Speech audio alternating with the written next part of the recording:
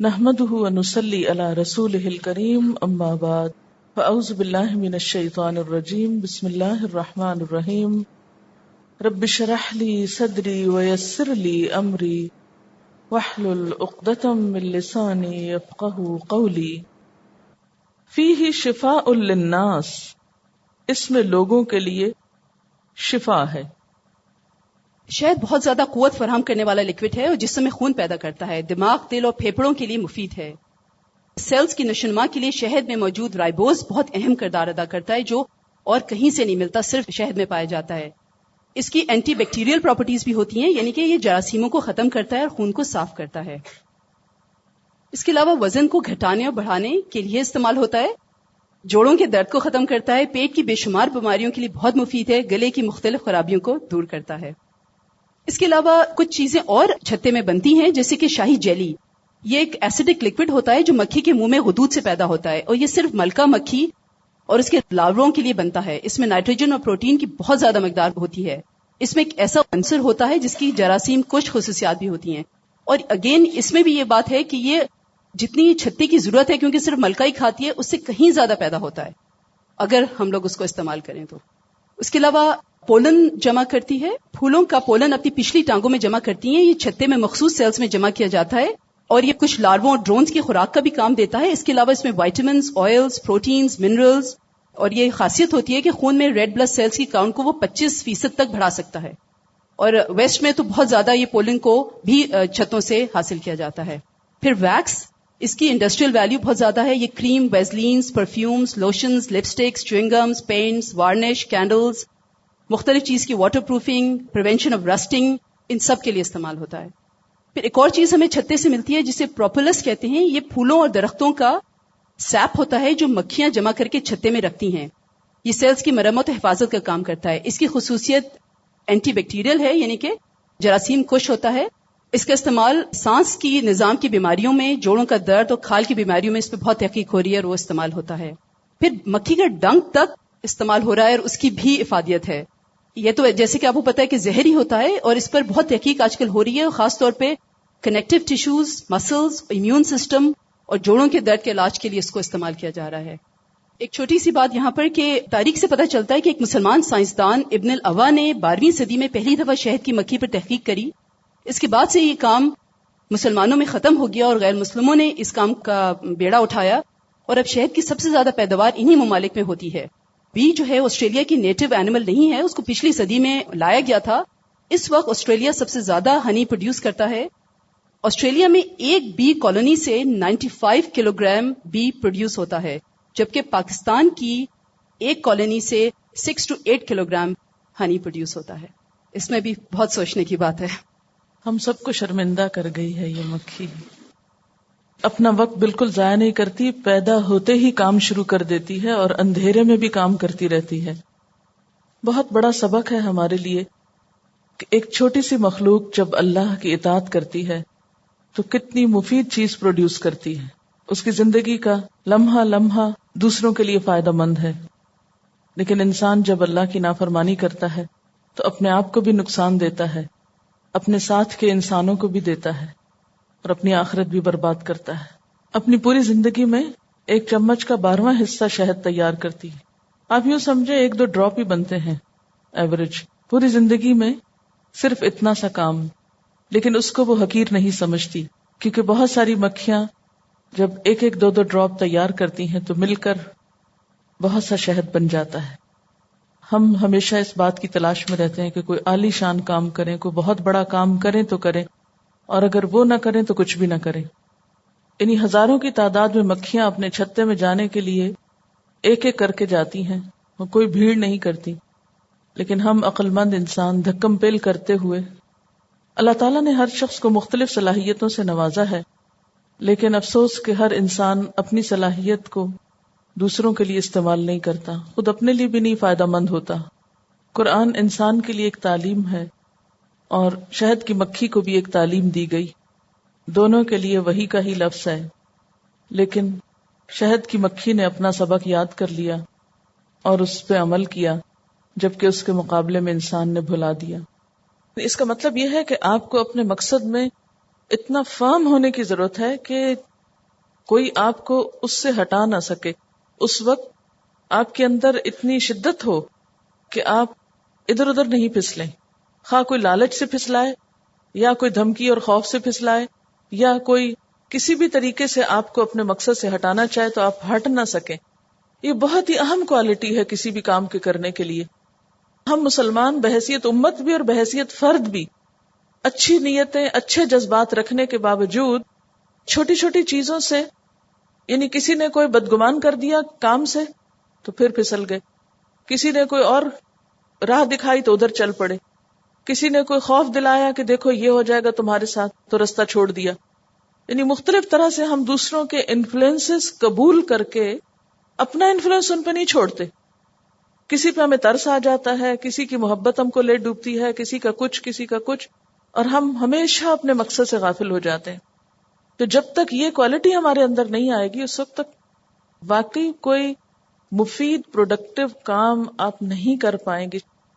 حضور صلی اللہ علیہ وسلم حضرت معاذ کو جبکہ انہوں نے لمبی نماز کہیں پڑھائی تو آپ نے ان کو بہت سختی سے ڈانٹا اور کہا فتان فتان فتان. ایک دفعہ نہیں 3 دفعہ کہا، اور صحابہ کہتے ہیں کہ ہم نے اس سے پہلے حضور صلی اللہ علیہ وسلم کو اتنے شدید غضب میں کبھی نہیں دیکھا تھا کہ سکھاتے ہوئے آپ نے اتنی سختی کی ہو. اور دوسری طرف حضور صلی اللہ علیہ وسلم نے حضرت معاذ کو کہا تھا کہ انی احبک، معاذ میں تم سے محبت کرتا ہوں. یعنی بہت کم صحابہ کو آپ صلی اللہ علیہ وسلم نے اپنی زبان سے یہ خوشخبری سنائی کہ مجھے تم سے محبت ہے، اور معاذ کو آپ نے یہ خوشخبری بھی سنائی تھی اور دوسری طرف شدید ڈانٹ بھی تھی. لیکن دونوں چیزیں مقصد میں حائل نہیں ہوئی. ہمارا حال کیا ہے؟ کوئی ڈانٹ دے تو ہم روٹھ جاتے ہیں، کوئی پیار کرے تو ہم پھسل جاتے ہیں اور مقصد بھول جاتے ہیں. تو جب تک ہمیں محبتیں اور سختیاں دونوں ہی برداشت کرنی یا سنبھالنی نہیں آئیں گی، ہم اپنے راستے پر چل نہیں سکتے، کام نہیں کر سکتے. یعنی کچھ بھی گزرتا جائے، طوفان گزرے، آندھیاں گزرے، گرمی ہو سردی ہو، جو کام ہے وہ کام ہے، وہ کرنا ہے. آیت کے آخر میں فرمایا اس میں نشانی ہے غور و فکر کرنے والوں کے لیے، جو کہ آگے آپ پڑھیں گے. غور و فکر کے درجے تک کون پہنچتا ہے؟ وہی نمبر 1 جو سننا جانتا ہو، پھر اس کے بعد عقل سے کام لیتا ہو. جو شخص اپنی ان 2 فیکلٹیز سے کام نہیں لیتا، یعنی سماعت سے اور عقل سے، وہ غور و فکر کے قابل نہیں ہو سکتا. سماعت کی قوت اللہ نے سب کو دے رکھی ہے اور سب کے کانوں میں ایکولی آوازیں پڑتی، لیکن ہر شخص کیا لیتا ہے عقل میں؟ اپنے اپنے ظرف کے مطابق. ہر آواز اس کے لیے ایک مختلف اثر رکھتی. ہدایت بھی آواز ہی کے ذریعے پہنچتی ہے، کچھ لوگ اس کو اختیار کر لیتے ہیں اور کچھ لوگ ریجیکٹ کر دیتے ہیں. جو شخص یہ 2 مرحلے اچھی طرح عبور کر لیتا ہے تو ہی اس کو تیسرا اور اعلیٰ ترین درجہ حاصل ہوتا ہے. جب مکھی کی مثال بیان کی گئی شہد بنانے کی، تو اس میں غور و فکر کی بات کی گئی، کیونکہ بارش کے اترنے کے بعد، کھجوروں کے اگنے کے بعد جو شہد بنانے کا عمل ہے، یہ بھی ایک مشروب تیار کرنا ہے نا. پانی بھی مشروب ہے، دودھ بھی مشروب ہے، جوس بھی مشروب ہے، اور ان سب میں پھر اعلیٰ ترین درجہ جو ہے وہ شہد کا ہے، اور اس کے بنانے کا عمل بھی غور و فکر کا تقاضا کرتا ہے. اور ویسے بھی آپ جانتے ہیں کہ مکھی کے شہد بنانے کے عمل اور پھر اس عمل میں غور و فکر جو ہے وہ ہر انسان کا کام نہیں ہوتا، وہ بھی چند لوگوں کے حصے میں آتا ہے. اسی طرح عامت الناس سننے کے درجے میں آتے ہیں، اس سے اگلا درجہ لوگوں میں عقل مند لوگوں کا ہوتا ہے. لیکن غور و فکر کی سطح اور مکھی کی طرح جگہ جگہ سے رس اکٹھا کر کے پھر ایک انتہائی مفید چیز تیار کر کے لوگوں کی خدمت میں پیش کرنا، یہ اعلیٰ ترین درجہ ہوتا ہے، اور اس کے لیے پھر چند لوگ رہ جاتے ہیں. یہ ہر ایک کے حصے میں نہیں آتا. یہ ایک لمبے سفر، صبر، حکمت، تدبر، تحمل کا تقاضا کرتا ہے. جب جا کر حکمت کے دروازے انسان پر کھلتے ہیں اور وہ ان نتائج تک پہنچتا ہے، انالیسس کے بعد اس درجے تک پہنچتا ہے کہ جس کے بارے میں پھر کہا جاتا ہے کہ ایک لمحے کا تدبر جو ہے وہ 60 سال کی عبادت سے بہتر ہے، کیونکہ وہ اچانک نہیں ہوتا، وہ ایک طویل سفر کے بعد انسان کو نصیب ہوتا ہے۔ اسی لیے آپ دیکھتے ہیں کہ لاکھوں لوگ، کروڑوں لوگ دنیا میں آتے ہیں، سب سنتے ہیں، سب کو اللہ نے عقل دی، اس میں سے کچھ عقل استعمال کر لیتے ہیں، کچھ نہیں کرتے۔ واللہ خلقکم، اور اللہ نے تم کو پیدا کیا، ثم یتوفاکم، پھر وہ تم کو موت دیتا ہے، ومنکم، اور تم میں سے، من، جو، یرد، پھیرا جاتا ہے، الی ارذل العمر، حقیر عمر کی طرف، بدترین عمر کو، ارذل عمر کو۔ کیوں؟ لکی لا یعلم، تاکہ وہ نہ جانے، بعد علم، علم کے بعد، شیئا، کچھ بھی، ان اللہ، بے شک اللہ تعالی، علیم قدیر، علم والا ہے، قدرت والا ہے۔ سورۃ النحل میں توحید پر دلائل میں سب سے پہلے نفس کی نشانی کی طرف توجہ دلائی گئی، خلق الانسان من نطفۃ، پھر اس کے بعد آفاق کی نشانیاں، اور اب یہاں پھر دوبارہ انسان کو اپنے نفس کی طرف غور و فکر کرنے کی دعوت دی جا رہی ہے۔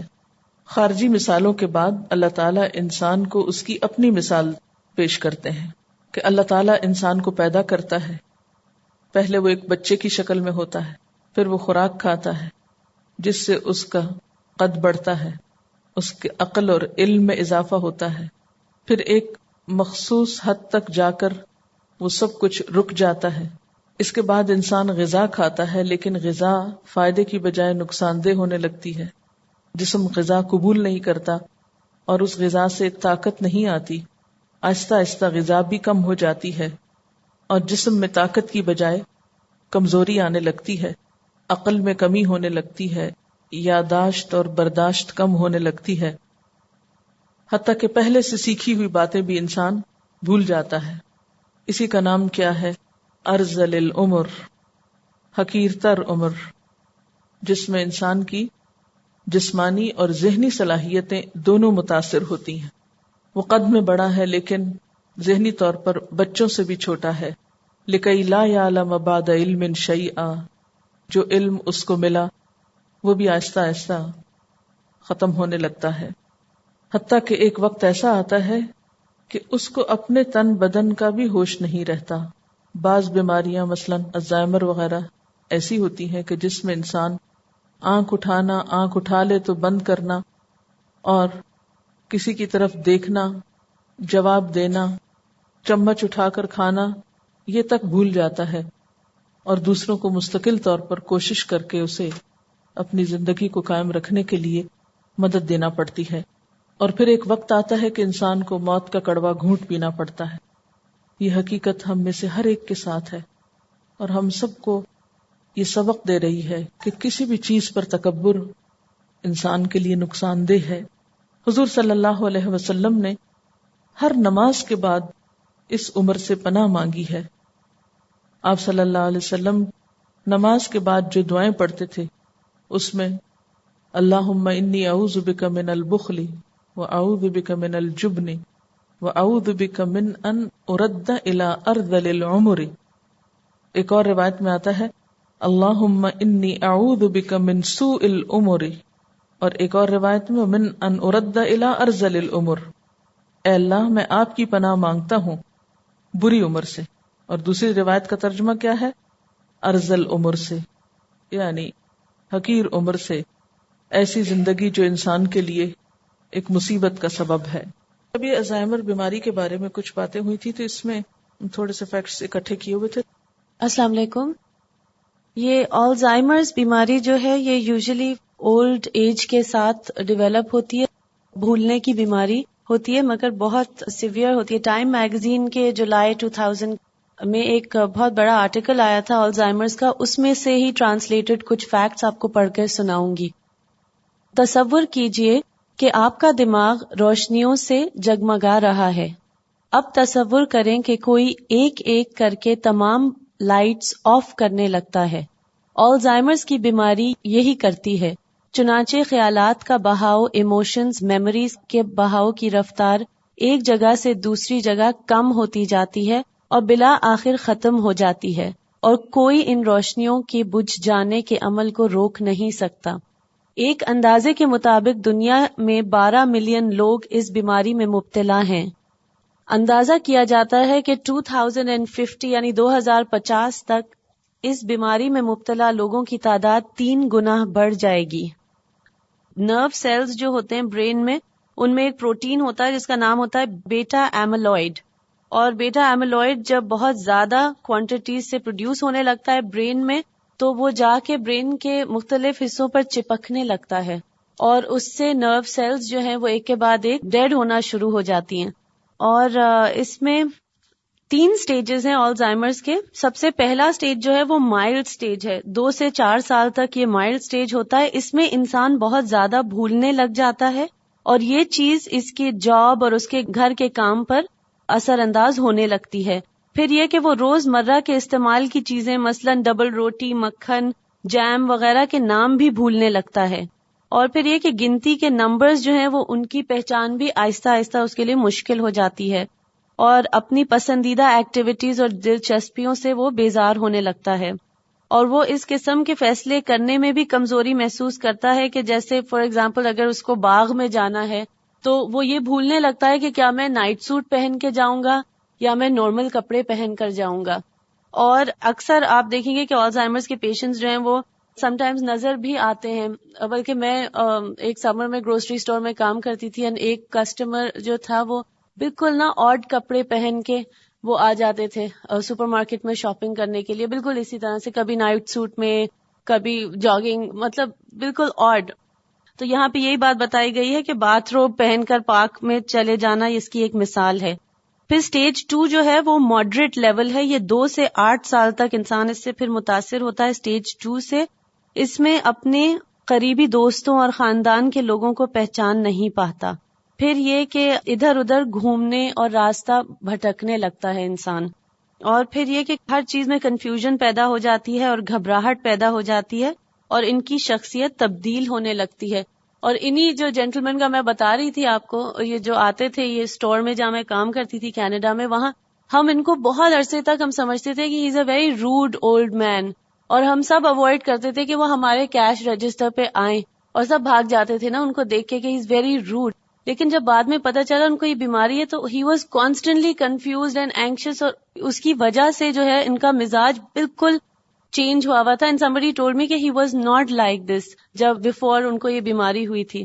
پھر سٹیج 3 جو ہے وہ کا نام ہے سیویئر سٹیج، اور یہ 1 سے 3 سال یا مور تک ہوتا ہے۔ اس میں مریض کو کچھ یاد نہیں رہتا، اپنے فیملی کے افراد کو نہیں پہچان پاتا، الفاظ کو نہیں سمجھ پاتا، اور ٹچ یا آئی کانٹیکٹ یا کسی چیز پر پھر وہ رسپونڈ نہیں کر پاتا، کھانا بھول جاتا ہے اور نگلنا بھول جاتا ہے۔ تو بیکاز یہ چھوٹی چھوٹی نعمتیں ہم ریئلائز نہیں کرتے کہ ہماری برین سگنل بھیج رہی ہوتی ہے نا ہماری باڈی میں، جب ہم سوالو کرتے ہیں یا جب ہم چباتے ہیں یا اتنے بیسک جو چیزیں ہیں وہ پھر بھولنے لگتا ہے، اور ہر چیز جو بیسک باڈی فنکشنز ہیں اس میں جو ہے وہ مشکل محسوس کرتا ہے۔ پھر یہ کہ لباس بدلنے، نہانے کے قابل نہیں رہتا، اور پیشاب اور اس طرح کی چیزوں پہ کنٹرول اس کا بالکل پھر نہیں رہتا، because he even forgets to hold his muscles, you know، تو بالکل جو بیسک چیزیں وہ بھی بھول جاتا ہے۔ الزائمرز کے جو چند مشہور مریض ہیں اس میں سے سب سے جو بڑی مثال ہے وہ US امریکہ کے پریزیڈنٹ رونلڈ ریگن، جو 80s میں رہے تھے، جو کہ پہلے بہت بڑے ایک سپر اسٹار تھے، ٹیلی ویژن ایکٹر تھے، اور اس کے بعد ہی became the president of the United States, اور ان کی عمر 89 ایئرس کے وہ تھے 2000 میں۔ تو اب آپ کیلکولیٹ کر لیجئے، از ان ہز 90s ناؤ، اور ان کا مرض کو اب آئی تھنک ڈائگنوز ہوئے 9-10 سال ہو گئے۔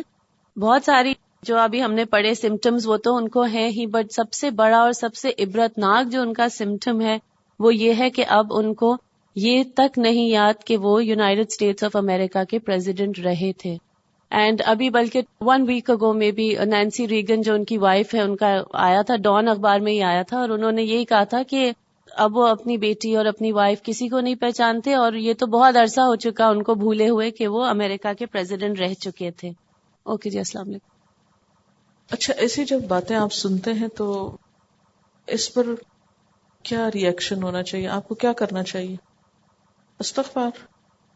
دو چیزیں، ایک تو الحمدللہ الذی آفانی ممن ابتلاہ بہ، یہ فوراً پڑھ لیا کریں تاکہ اللہ تعالی ہمیں اس چیز سے محفوظ رکھے. الحمدللہ الذی آفانی ممن ابتلاہ بہ، اللہ کا شکر ہے جس نے مجھے عافیت میں رکھا اس بیماری یا تکلیف یا مصیبت سے جس میں اس نے دوسرے کو مبتلا کر دیا ہے. دوسرا یہ کہ یہی دعا جو میں نے آپ کو بتائی ہے ہر نماز کے بعد نبی صلی اللہ علیہ وسلم مانگتے تھے، اللہم انی اعوذ بک من البخل واعوذ بک من الجبن واعوذ بک من ان ارد الی ارذل الامور واعوذ بک من فتنۃ الدنیا وعذاب القبر. تو یہ دعا آپ نماز کے بعد پڑھنا نہ بھولا کریں، کیونکہ معلوم نہیں بڑھاپے میں کس کے بس پڑے. آپ دیکھیں کہ اگر ہمیں بھوک لگی ہو اور ہم یہ نہ کہہ سکیں کہ کھانا لاؤ، پیاس لگی اور ہم کسی سے پانی نہ مانگ سکیں، پانی منگا کے پینا بھول جائیں، تو تکلیف کا کیا عالم ہوگا.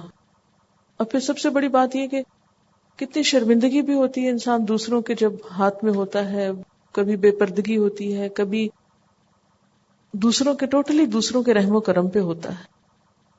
تو اس لیے بھولنے کی یہ جو بات ہے کہ آپ وقت کے ساتھ ساتھ جو خواتین بڑی عمر کی ہو چکی ہیں انہوں نے محسوس کیا ہوگا کہ ان کا اب حافظہ وہ نہیں ہے، یہ چیزیں اس طرح ریٹین نہیں کر سکتی اپنی میموری میں جس طرح وہ چند سال پہلے کر سکتی تھی. تو کہا یہ کہ اس سے بھی انسان پیچھے ہوتا چلا جائے. ایک ارذل العمر اس وقت ہوتی ہے جب آپ بچے ہوتے ہیں، لیکن اس وقت چونکہ آپ دنیا میں نئے نئے آتے ہیں، آپ ایسی ایسی حرکتیں اور ادائیں کرتے ہیں کہ آپ ماں باپ کے پیارے ہوتے ہیں، آپ کو سنبھالنے والے بہت طاقتور ہوتے ہیں، آپ سے محبت کرتے ہیں اور وہ آپ کی ہر چیز کا خیال رکھتے ہیں. اور پھر ایک وقت ایسا آتا ہے کہ آپ دوبارہ اسی عمر کی طرف لوٹتے ہیں، لیکن اب آپ کو کوئی بچہ نہیں سمجھتا، اب آپ بڑے ہیں، لہذا آپ کو وہ کیئر اور وہ محبت نہیں ملتی. اور پھر یہ کہ بچپن میں یہ امید ہوتی کہ یہ ٹھیک ہو جائیں گے، اس بیماری میں یہ پریشانی ہوتی کہ اور ورس سے ورس ہوتے چلے جائیں گے، حتیٰ کہ شکل میں تبدیلی ہو جاتی ہے. اور ووم کے اندر جیسے ایک 5-6 مہینے کا بچہ ہوتا ہے اور اس پہ جھریاں پڑی ہوئی ہوتی ہیں اور ایک معصوم سی شکل، تو بہت بڑھاپے میں پھر پلٹ کر انسان کی ہیبٹس کے علاوہ، میموری کے علاوہ، طاقت کے علاوہ شکل و صورت بھی پلٹنے لگتی ہے. اس بیماری کو اس طرح ایکسپلین کیا گیا نا کہ جیسے ایک ایک کر کے بتیاں بجھنے لگ جائیں، یعنی پچھلی میموری بھی ایک طرح سے ختم ہونے لگتی ہے اور نئی تو اندر کچھ ریٹیننگ پار رہتی ہی نہیں، لہٰذا انسان کی حالت ورس ہوتی ہے. اور بعضوں کا جسمانی طور پر انسان اچھا بھلا ہوتا ہے اور چلتے ہوئے ان کا ٹکرا جانا پلرز کے ساتھ، کھانا بھول جانا، گھر میں کیا رکھا ہے، جو بھی کوئی آ رہا ہے اٹھا کے لے جا رہا ہے، اور انسان کو اپنے مال کی، اپنی چیزوں کی، اپنی حالت کی، کسی بھی چیز کی ہوش نہیں. یہ سب چیزیں انسانوں کے ساتھ ہیں، یہ عبرت کے سامان ہمارے سامنے ہیں، لیکن ہم یہ سمجھتے ہیں یہ سب دوسروں کے لیے ہے، ہمارے لیے نہیں. اس لیے ہم شکر ادا نہیں کرتے اس کا جو اس وقت ہمارے پاس ہے. اس میں خاص طور پر اہم بات جو ہے وہ علم کی ہے نا، یعنی اور نعمتیں تو جاتی ہیں لیکن اللہ تعالیٰ نے کس نعمت کے جانے کی خاص بات کی ہے، لیکن اسی نعمت کی ہم قدر نہیں کر رہے نا. سب سے زیادہ ناقدری بھی اسی کی کرتے ہیں. یعنی سب سے زیادہ حافظے کی خرابی کی وجہ سے جو آفت آتی ہے انسان پر، اور جو نعمت سب سے زیادہ چھنتی ہے وہ علم کی، حتیٰ کہ معمولی چیزوں کا علم بھی چلا جاتا ہے. ان اللہ علیم قدیر، یہ سب کچھ اس لیے ہوتا ہے کہ انسان کو بتایا جائے کہ علم اور قدرت دونوں صرف اللہ تعالی ہی کا حصہ ہیں اور اسی کے پاس ہمیشہ سے ہیں اور ہمیشہ رہیں گی. باقی انسانوں کا علم اور انسانوں کی قدرت اور طاقت یہ سب عارضی چیزیں ہیں، وقتی چیزیں ہیں جن پر انسان بھروسہ نہیں کر سکتا. واللہ فضل بعضکم علی بعض فی الرزق، اور اللہ نے فضیلت دی تم میں سے بعض کو بعض پر. کس میں؟ رزق میں.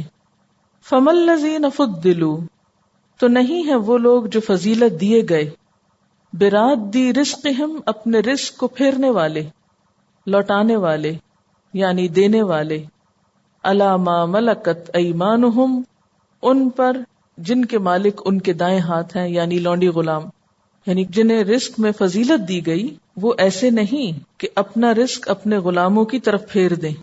کس طرح کہ فہم فیہ سوا، وہ اس میں برابر ہو جائیں، یعنی غلام اور آقا دونوں مالی اعتبار سے ایک ہو جائیں. اگر ایسا انسانوں کے بیچ میں نہیں ہوتا تو افا بنعمت اللہ یجحدون، کیا پھر وہ اللہ کی نعمت کا ہی انکار کرتے ہیں؟ یعنی اللہ کے دیے ہوئے مال میں سے غیر اللہ کے لیے نظر و نیاز نکالتے ہیں اور اللہ کی نعمت کی ناقدری کرتے ہیں. وہ نعمت دی تھی اللہ نے خود ان کو استعمال کرنے کے لیے اور اس کی راہ میں دینے کے لیے، اور انہوں نے اس کو مس یوز کیا، کسی اور کی طرف لوٹا دیا. یہ مثال بھی توحید پر دلیل ہے. کس طرح کہ ایک انسان اپنے غلام کو اتنا مال نہیں دیا کرتا کہ اس کا غلام دنیاوی مرتبے میں اس کے برابر ہو جائے. تو پھر اللہ تعالی کب یہ پسند کریں گے کہ تم لوگ بندوں کو جو اللہ ہی کی مخلوق ہے انہیں اللہ تعالی کی کچھ صفات دے کر اللہ کے ہم پلہ قرار دو. ایک اور بات جو یہاں سے پتہ چلتی ہے وہ یہ کہ انسانوں کے درمیان معاشی مراتب کا فرق جو ہے یہ کیا ہے؟ دراصل ایک فطری فرق، یہ اللہ تعالیٰ کی تقسیم ہے. کچھ کو اس نے زیادہ دیا ہے اور کچھ کو نہیں دیا. آزمائش میں دونوں ہیں. عموماً وہ لوگ تو اپنے آپ کو آزمائش میں سمجھتے ہیں جن کے پاس کچھ نہیں ہوتا، لیکن وہ لوگ جن کو اللہ نے بہت کچھ دیا ہے وہ سمجھتے ہیں کہ ہم بہت خوش قسمت ہیں کہ ہمارے پاس بہت کچھ ہے، حالانکہ بہت کچھ ہونا بھی دراصل آزمائش ہی کی ایک شکل ہے. لیکن بنیادی طور پر جیسا کہ آپ دیکھ رہے ہیں کہ یہ مثال جو ہے اپنے اندر ایک بہت بڑا سبق رکھتی ہے کہ دنیا میں کوئی بھی مالدار شخص اپنے نوکروں کو اتنی تنخواہ نہیں دیتا کہ نوکر آقا کے برابر ہو جائیں، کیونکہ اسے اپنے نوکر کی برابری برداشت نہیں ہوتی.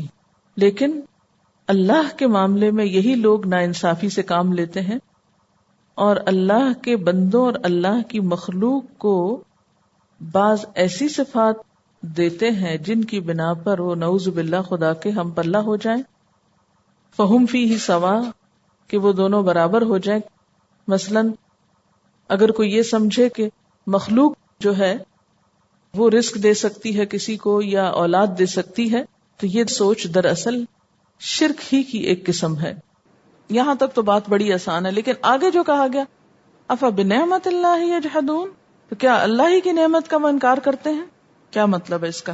یہ کہہ رہی ہیں کہ انہیں اپنے بچے کے اسکول جانے کا اتفاق ہوا، وہاں پر جو گریجویٹس تھے وہ جب شکریہ ادا کر رہے تھے تو بار بار اسکول کا، ٹیچرز کا، پڑھانے والوں کا، لیکن کسی ایک نے ایک دفعہ یہ نہیں کہا کہ الحمدللہ. حالانکہ اگر اللہ یہ برین نہ دیتا، یہ آنکھیں نہ دیتا اور یہ ٹیچر بھی نہ بناتا تو پھر ہم دیکھتے کہ ہم کہاں ہوتے. تو سب دیا تو اس نے، لیکن اسی کو بھول جاتے. اصل میں ہم کو شرم آتی ہے اس کا نام لیتے ہوئے. اسی بات کی تو تکلیف بہت زیادہ ہوتی ہے کہ جس نے سب کچھ دیا اس کی ریکگنیشن کیوں نہیں اس کی ریکگنیشن؟ کیا حیا ہے ہم کو؟ شیطان نے یہی تو کیا، یہ پردہ ڈالا کہ بس بھول جاؤ اللہ کو، باقی سب کی باتیں کرو، اس کو بھول جاؤ. اس کی بات کرنا کوئی اچھی بات نہیں، اس کا نام یہاں لینا یہ شرمندگی کی بات ہے. جس نے سب کچھ دیا اسی کا نام لیتے ہوئے شرمندہ ہے. افسوس تو اس بات پر ہے. کب جرت آئے گی ہم میں کہ ہم کہیں بھی بیٹھ کے اعتماد سے اللہ کا نام تو لے سکیں، نام تو لیں کم از کم. کتنا بڑا دھوکہ ہے جو شیطان ہم کو دے رہا ہے کہ اس کا نام بھی نہیں لینے دیتا. وآخر دعوانا ان الحمدللہ رب العالمین. سبحانک اللہم وبحمدک نشہد ان لا الہ الا انت نستغفرک ونتوب الیک. السلام علیکم ورحمۃ اللہ